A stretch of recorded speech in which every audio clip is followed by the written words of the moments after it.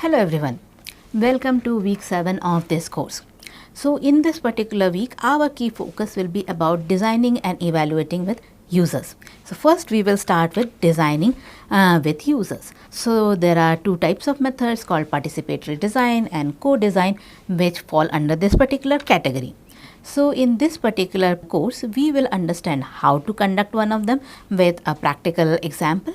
Then we'll apply the analysis process and the ideation process. We will also tell you the difference between participatory design and co-design.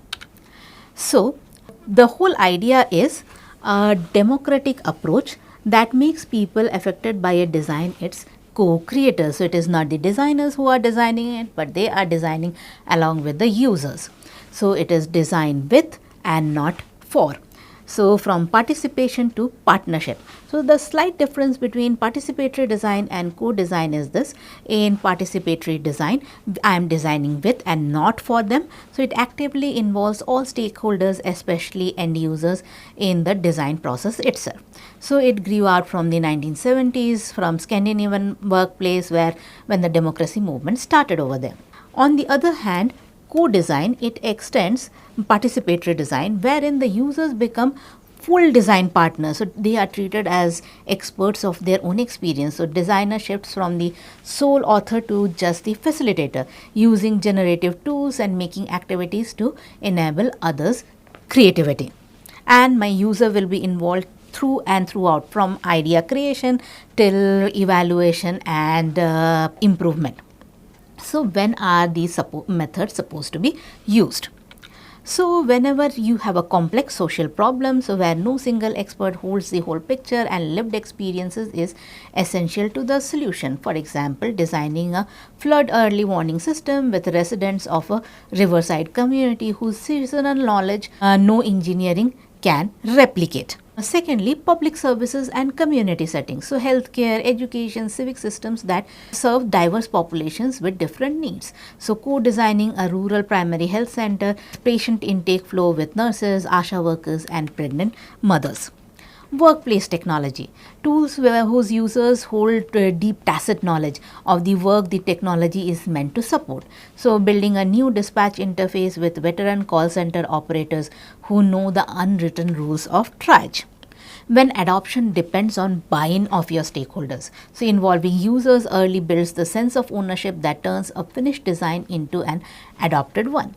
So an example is a hospital EHR rollout where ward nurses helped shape the screens and champion it to skeptical colleagues at Go Live. Benefits of participatory design. You are bringing in democracy. So people affected by a design have a legitimate right to take part in its creation. Then you are trying to tap into their tacit knowledge and make it relevant for the product that they have to further use in their workflow. Then about distributed expertise. So knowledge is situated in the users and in different kinds of stakeholders. Collaborative construction builds a richer understanding than any single expert can. Ownership and adoption. So early involvement of different stakeholders builds trust and ownership, making the final design far more likely to be adopted. So how participatory design is conducted? We will next look at a video of how to conduct it, but let me first give you a brief step. So the first aspect is about introduction. You define the objective and frame the topic with the scenarios and journey maps, and icebreaker builds the comfort. Next, you start exploring. Users and designers share experiences, stories and insights about the design problem. Then you start ideation. Participants generate ideas together, concepts and prototypes are created and explored. Thereafter, I will do evaluation. Users and designers test the solution, then refine and improve them against the criteria that they had started with. Then comes implementation. The group plans, executes and monitors the adoption and real-world use of the solution. So we will look at a participatory design case wherein my objective is to identify novel features that could let a fitness smartwatch become the only electronic device a person needs to carry.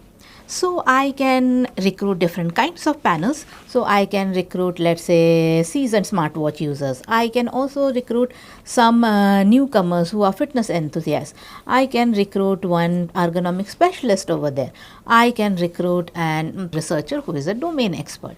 So I will tell how many participants, what is their age, and what is their different kind of background.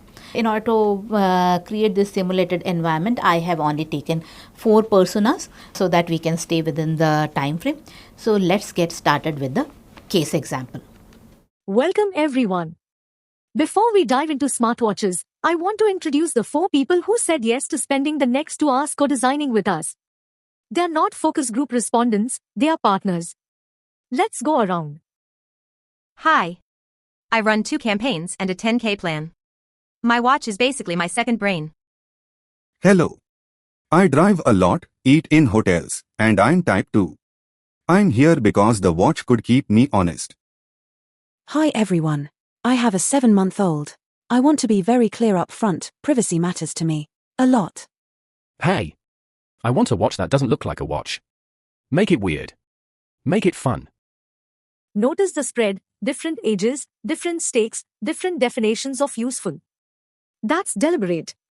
We are not optimizing for the average user tonight because the average user does not exist. Across the cycle, participants move from sharing to making to judging together. You can see the 3 core practices on screen. First, the co-design workshop, designers and users sketch and critique side by side, sharing ownership. Second, collective ideation. We use card sorting and affinity diagramming to cluster the group's ideas into themes. Third, evaluation with users. Participants test the emerging solution and give structured feedback to refine it. Tonight we live mostly in the first 2.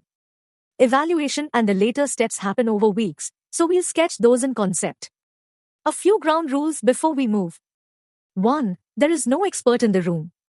The lived experience of the watch on Priya's wrist matters more than my opinion of it. 2. We will deliberately slow down when we explore. Most teams rush past it and then wonder why the product misses. 3. Meera, Arjun, anyone, you can stop me at any point and say, that's not how this works for me. Please do. So we are designing the watch right now? Like, together? Yes. Together. You 4 are co-designers tonight, not interview subjects. Love this. Let's go. One question, what happens to anything I share? Everything stays in this room unless you give explicit consent. I'll share the summary back to you all before anything leaves it. Thank you.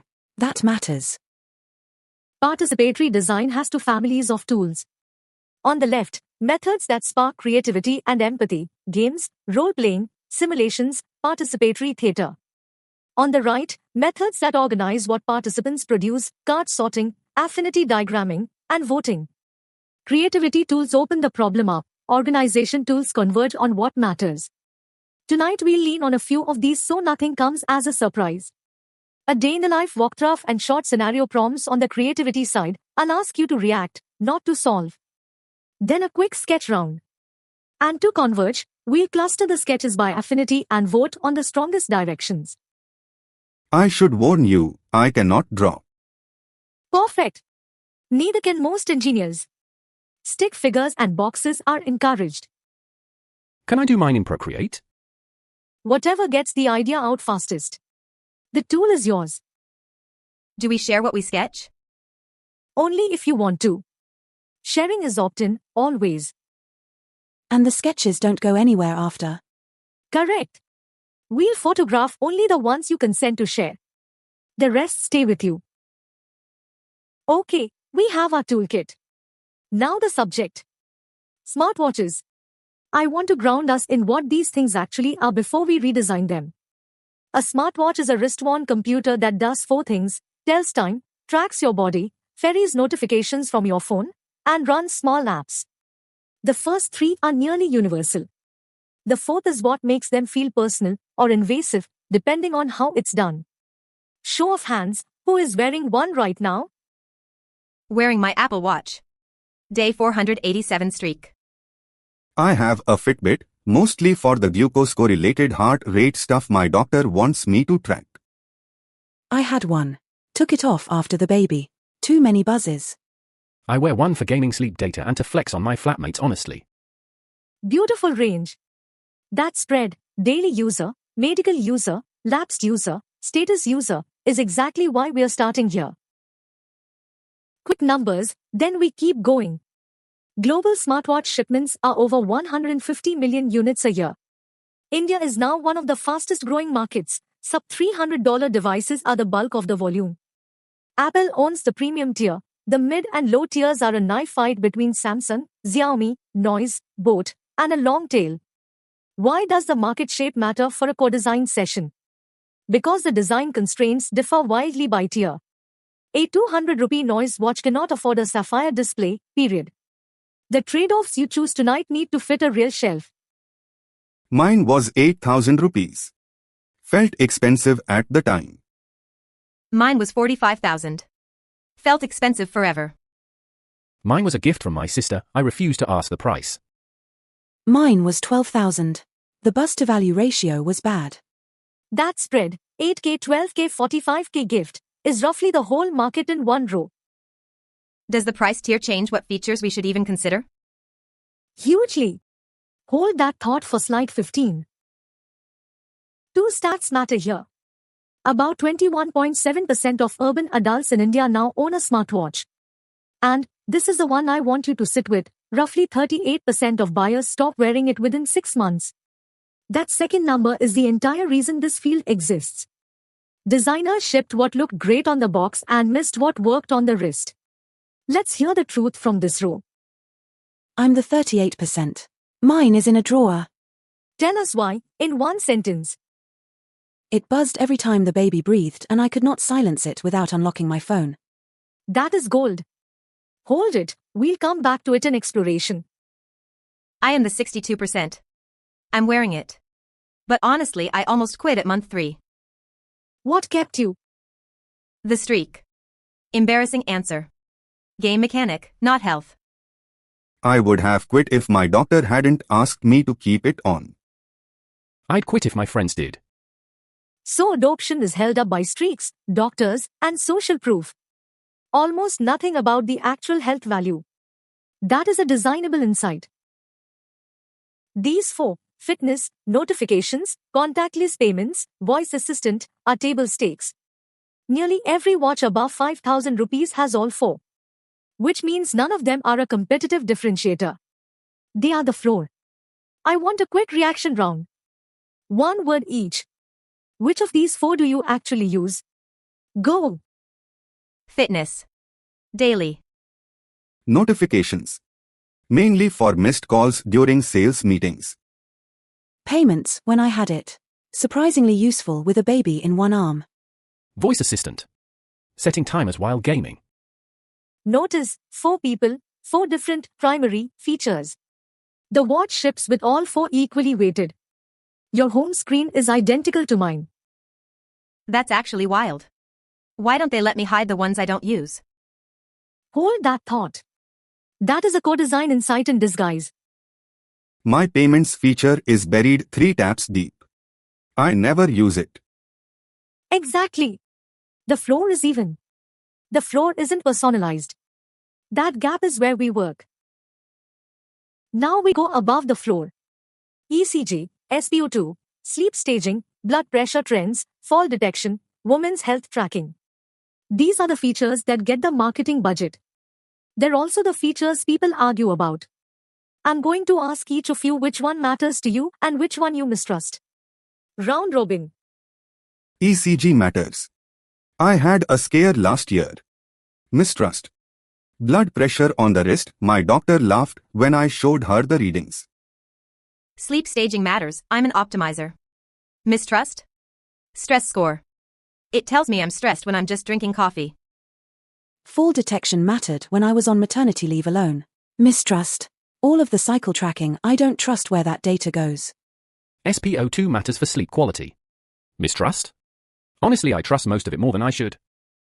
Notice, every one of you values a different, above the floor, feature and mistrusts a different one.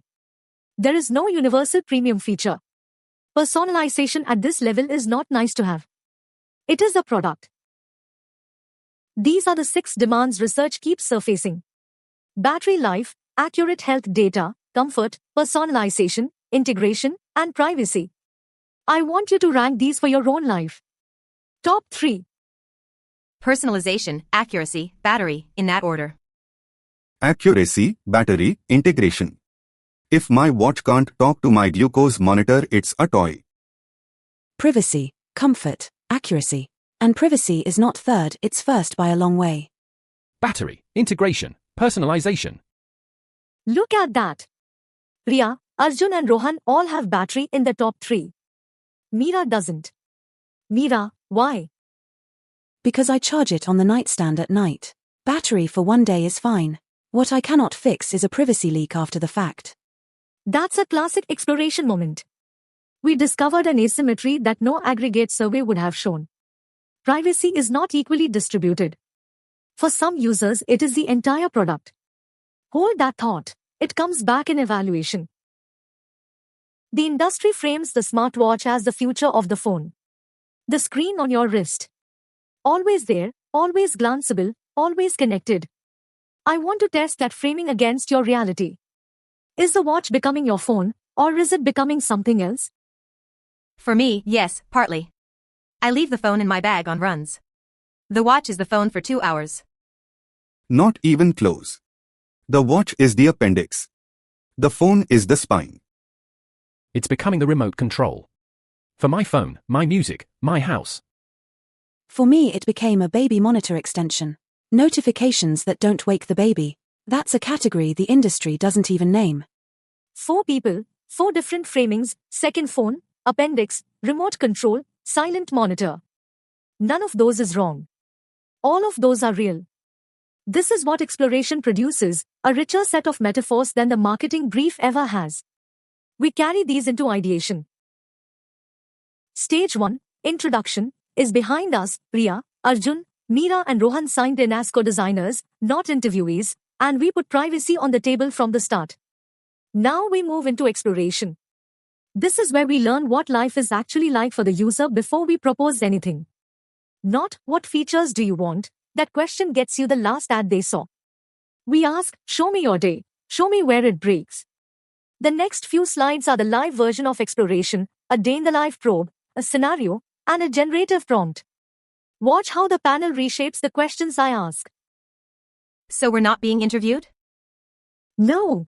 You're steering. My job is to surface what already matters to you, not to test a list I brought in. Good, because the guarded version of me has nothing useful to say. Here's the scenario we put to the panel. You leave the house and realize your phone is still on the charger. You have only your watch. Walk me through your day, what works, what breaks, what you miss. This is a day in the life probe. We're not asking what they want, we're asking what actually happens. First thing I'd panic about is my glucose readings. Can the watch hold them without the phone? My run is fine. Music, pace, heart rate, all on the wrist. Paying for a coffee after is the question. Notifications. I need the one that matters and none of the 20 that don't. Honestly, I'd enjoy the quiet. Until someone needs to reach me. Notice nobody listed a feature. They told us about a moment. That's what we designed from. Here's the setup on the screen: a watch on your wrist, a pair of smart glasses, and a little ring mouse on your finger. No phone in your pocket today.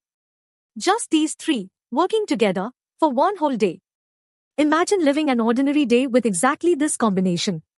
Walk us through it, morning to night. Where does the watch take over? What lands in the glasses? What's the ring mouse for? And where do you reach for a phone that isn't there? Take a minute, then share one moment that worked. Morning, the watch wakes me with a buzz, no sound, so the baby stays asleep. When I make tea, the glasses show the day's calendar faint in the corner. I glance, I don't stare. The ring mouse I'd only use to dismiss things one-handed while I'm holding her. And nothing pushes a notification into the glasses unless I've allowed that person. My run is all watch, pace and heart rate on the wrist. The glasses I'd actually take off to run. I don't want a screen bouncing in my vision. Afterwards, walking to the metro, the glasses put turn-by-turn directions a step ahead of me and the ring lets me scroll my messages without pulling anything out. The phone never comes up. This is the day I've wanted. The watch reads my glucose and feels the dip coming. Instead of a number, the glasses give me one soft amber edge. I see it mid-meeting, nobody else does, and I know to eat. The ring mouse means I acknowledge it with a thumb tap under the table. No phone, no fishing for it, no one watching me check. Evening's the test. Gaming, the glasses are a second screen, chat and my heart rate is a color off to the side, watch on mute. The ring mouse is genuinely a mouse for me, cursor control without a desk. Only thing is I'd want the glasses to fully blank when I'm in the match. Don't show me anything until I'm out. Notice what just happened. Nobody listed features. They told us where each device belongs in the day, watch for the body, glasses for a glance, ring for a quiet hand, and, just as loudly, where it shouldn't be, glasses off for the run, blanked mid-match, amber not a number.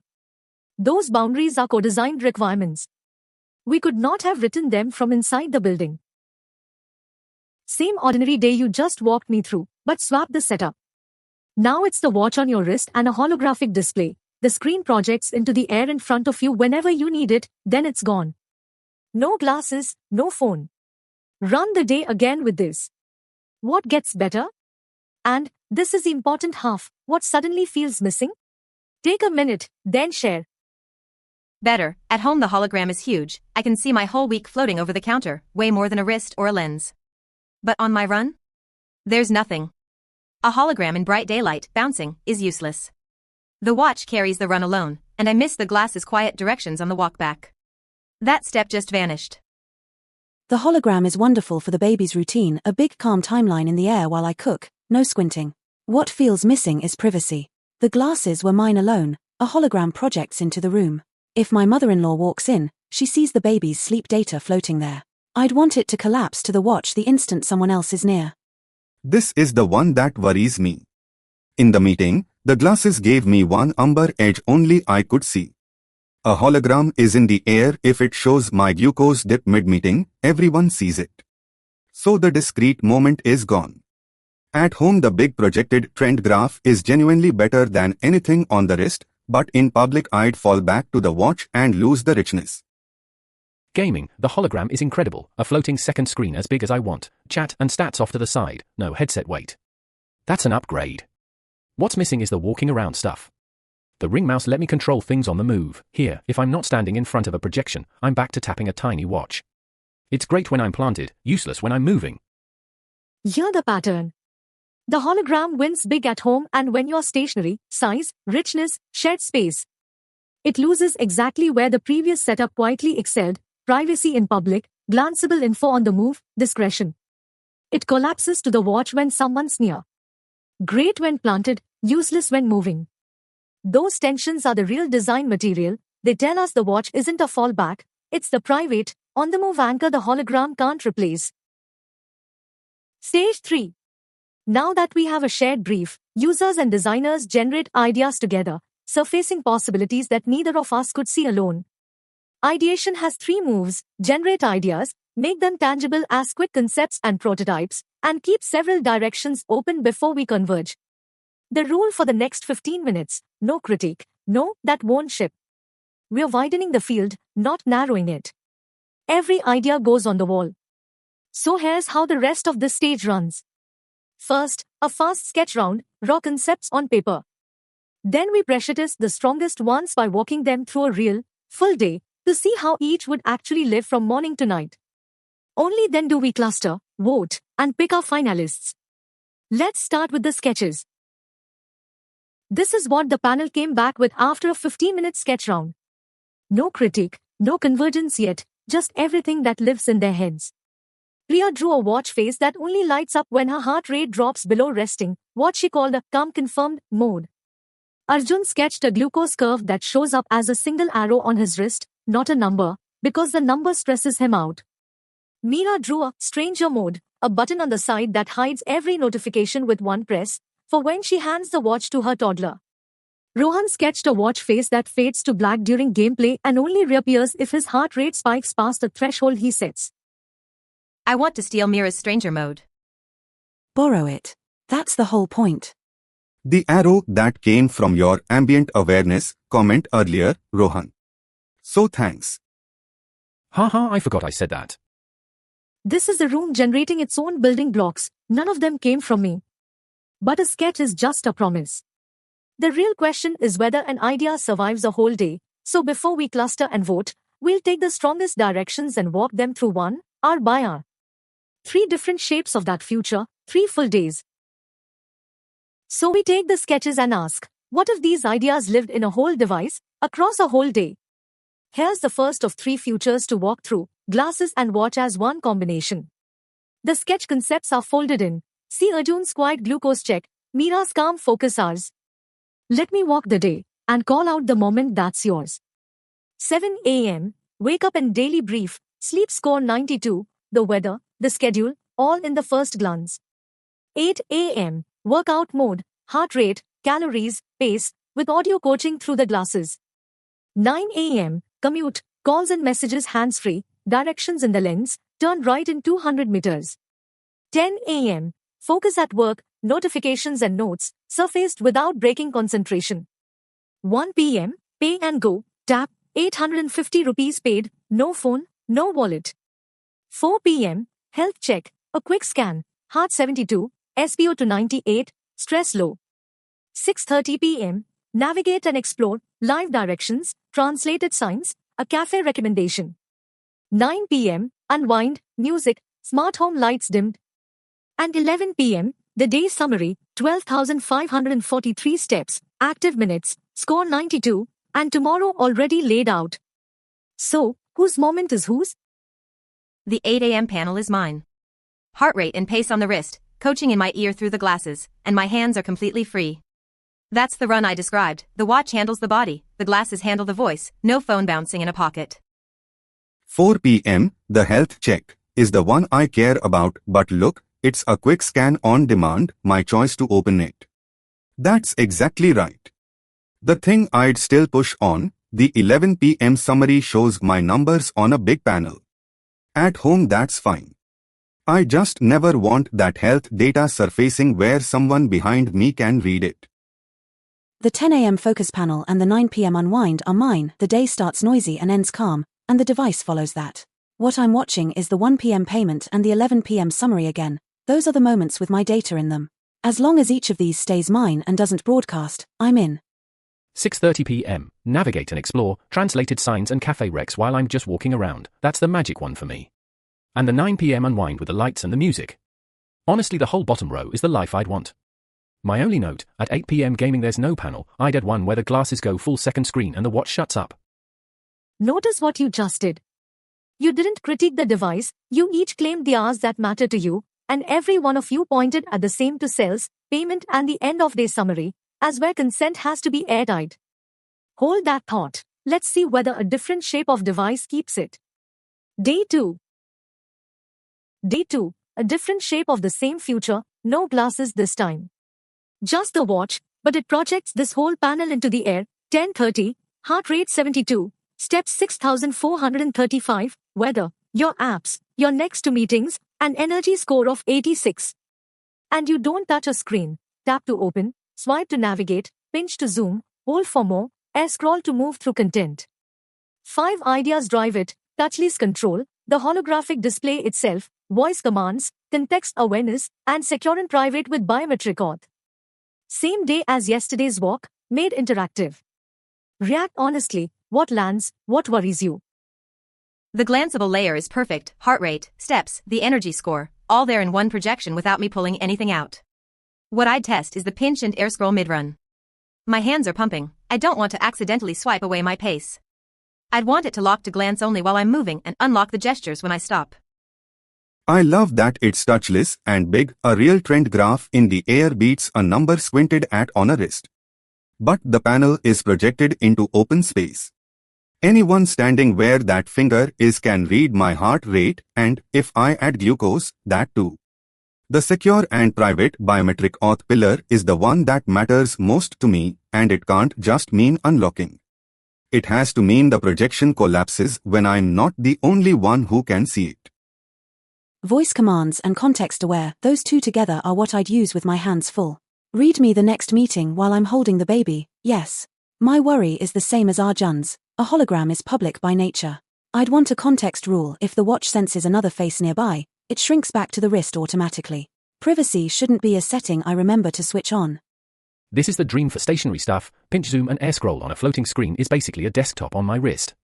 Gaming, messaging, maps, all huge. My OneNote, hold for more options and tap to select are close gestures. In a fast moment I'll trigger the wrong one. The gesture set needs to be forgiving, with an easy undo, or I'll fight it. You're the pattern, and it's the same worry that closed day one. Everyone wants the touchless, glanceable power, and every one of you flagged that a projection is public, and the gestures must be forgiving and movement away. Lock to glance only while moving. Collapse when I'm not the only one who can see it. Those requirements keep surfacing no matter the device. One more day to walk, the simplest one of all. Day 3 is the opposite of the hologram. It narrows all the way down. Communication only, and only on the watch. No phone, no glasses. Look at the loop on the right. Messages and calls arrive, you glance or hear them read out, you respond by voice or quick reply, and you stay in control of what gets through. 8 moments, 8:30 morning brief, 9 o'clock replying hands-free on the commute, 10:30 work focus, 12:30 a lunchtime check, 2 o'clock taking a call, 3:30 a voice or emoji quick reply, 5:30 team updates, and 7:30 wind down with do not disturb on until morning. React honestly, where does watch-only communication work, and where does it break? The 9 o'clock on the move panel is mine. Listening and replying hands-free while I'm walking or running is exactly what I want. Audio read out, voice reply, done. The one-eyed test is 3:30, the quick reply. Voice dictation outdoors with wind and traffic, does it actually hear me? If it mishears and sends, that's worse than no reply at all. I'd want a quick confirm before send I can dismiss with one tap. The 2 o'clock calls made easy worries me a little. Taking a call straight off the wrist means the audio is out loud or I'm holding my wrist to my ear in a meeting. I'd want a clean way to route it to an earbud or send a one-line in a meeting, call you at 3 without it feeling rude. And 5:30 team updates, Slack on the wrist is fine to read, but I don't want to be expected to reply to everything just because I can. The 7:30 wind down with Do Not Disturb is the most important panel for me, boundaries built in, not bolted on. That said, I need an exception path. My family has to get through even in DND. The stay in control idea on the right is the whole reason I trust this, but control has to mean these 3 people always, everyone else never, set once. Honestly, the 12:30 quick check and 3:30 emoji reply are the realistic ones, short, fast, low effort. What's missing for me is group chats. All these panels show one person, one message. My day is a noisy group thread. Replying to that on a tiny watch with voice could be chaos. I'd want the watch to summarize a busy thread, not make me scroll 40 messages. Everyone accepted watch only for the quick, glanceable moments and drew the same line at the high-stakes ones. Confirm before a voice message sends, route a call gracefully, let trusted people through do not disturb, summarize a noisy thread. Stay in control isn't a tagline, it's 4 more concrete requirements. So that's 3 full days walked, all in one, holographic, watch only. Across every one of them, the same handful of needs kept surfacing, glanceable value without looking, privacy that's automatic in public, and control the user sets once. Now we take everything on the wall, the sketches and what these day walks taught us, cluster it, and vote. Let's converge. So we pulled everything together, the sketches, plus what those 3 day walks taught us, and clustered it on the wall. The day walks did real work here. The all-in-one and holographic futures were exciting, but the needs that survived every single day were the small, private, glanceable ones. That's what the panel rallied around. Then they voted with dot stickers, 3 dots each, stack or spread. What you're seeing is where the dots landed. 3 finalists emerged. 1. Come confirmed face.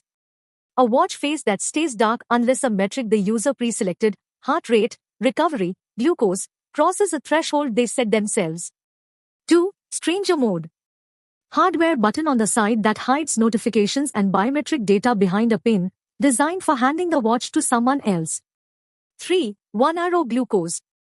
Glucose trend shown as a single directional arrow with color, no number, until the user double taps to reveal the value.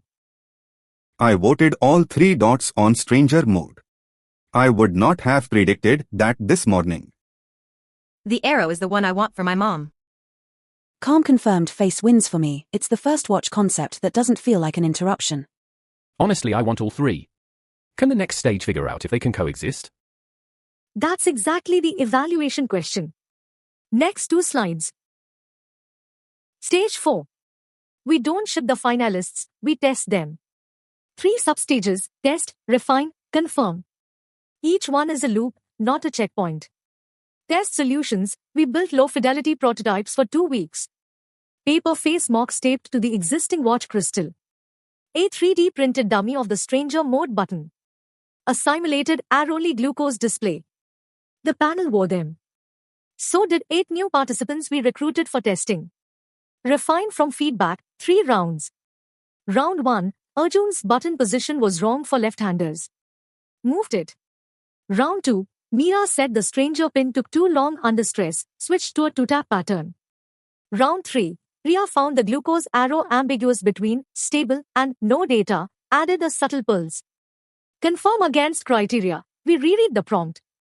Returns value without looking, respects flow and consent. All 3 concepts passed. Stranger mode passed barely, required the pin refinement to clear the consent bar. My button complaint was small, but it would have killed the feature for me. That's why testing has to include the panel, not just new recruits. Stable versus no data. Exactly the kind of bug you only catch in someone's actual day. How long was the whole evaluation phase? 6 weeks. That's the honest answer. Evaluation is the longest stage. Stage 5. The work doesn't end at evaluation. It ends when the design lives in people's hands. 3 substages: plan together, execute as a team, monitor adoption. Plan together. The panel helped script the onboarding flow. Priya wrote the welcome copy. Arjun designed the diabetes mode setup. Meera drafted the privacy onboarding. Rohan stress tested the gamified streak system and made us remove it. Execute as a team. Soft launch to a 500-person cohort, half of whom were panel adjacent, friends and family of co-designers. The panel was on a private channel during launch week to triage feedback. Monitor adoption. The live metric isn't downloads. It's whether confirmed face is enabled 4 weeks after onboarding. Today, it's at 62%. That number is the actual measure of whether participatory design worked. Why family and friends in the cohort? Because they share context with the panel. Early signal is cleaner. Removing the streak system, that was the right call. Streaks weaponize habit. My one big contribution. I'll take it. 62% at week 4 is good. What's the next loop? Quarterly co-design cycles with a refreshed panel. Same 5 stages, every time. Participatory design isn't a phase, it's how the product stays honest. That's the process, end to end.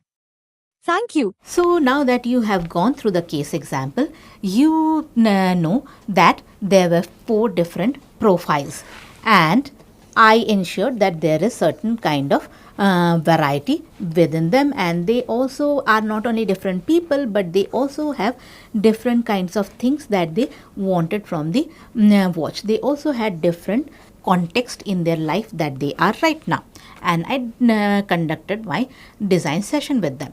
So from the whole experience, you would have noticed that design is too important to be left to the designers alone. When I introduced all these partners, they all brought in so many different rich knowledge. I understood that privacy is so much of a concern. I understood that irrespective of your type, battery is one of the most important concern. I saw that as a designer, I could have thought of, oh wow, it looks so great if from my watch a holographic projection comes and I can do all that activity on that particular projection. But when I put that forth to my users, they told me all the context that is very friendly, all the usage scenarios where they would like it, and not for every usage scenario.